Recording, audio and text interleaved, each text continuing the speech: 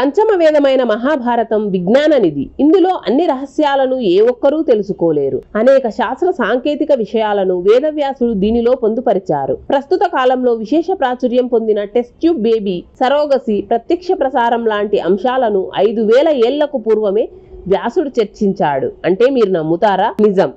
ఓవైపు కురుక్షేత్ర సంగ్రామం సాగుతుంటే సంజయుడు దాన్ని ధృతరాష్ట్రునికి వివరించడం, కురుపాండవుల జననం, అణ్వాయుధాల ప్రయోగం లాంటివి మచ్చుకు మాత్రమే. అయితే పాండవులు, ముఖ్యంగా నకుల సహదేవులు గురించి తెలియని విషయాలు చాలా ఉన్నాయి. అశ్విని దేవతల వరం వల్ల మాద్రికి జన్మించిన నకుల సహదేవులు అపర మేధావులు. పాండురాజు తన కుమారులైన ధర్మరాజు, భీముడు, అర్జునుడు, నకుల సహదేవులు జ్ఞానాన్ని సంపాదించాలని కోరుకున్నాడు. అందుకనుగుణంగానే తాను మరణించిన తర్వాత తన పార్థివ శరీరాన్ని మాంసంగా కోసి తన మెదడును తినాలని కోరాడు. అయితే ఈ విషయాన్ని చిన్నవాడైన సహదేవుడు మాత్రమే గుర్తుంచుకొని పాండురాజు మెదడును 3 భాగాలుగా చేసి తిన్నాడు.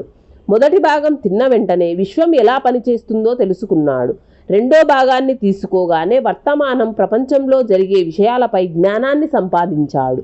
మూడో భాగం తినగానే భవిష్యత్తులో జరగబోయే విషయాల గురించి విజ్ఞానాన్ని సంపాదించాడు.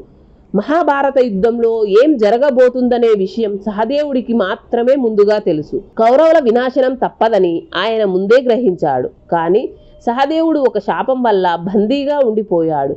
భవిష్యత్తు గురించి ఎవరికైనా తెలిపితే మరణిస్తావనే శాపంతో ఆయన ఈ విషయం గురించి ఎవరికీ చెప్పలేదు.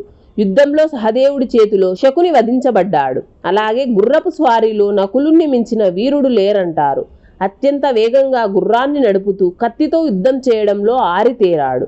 వాన చినుకులు భూమిపై ఎంత వేగంగా దూసుకొస్తాయో నకులుడు కూడా గుర్రాన్ని అంతే వేగంతో మరలించి క్షణాల్లో వాటిని దాటించగలడు.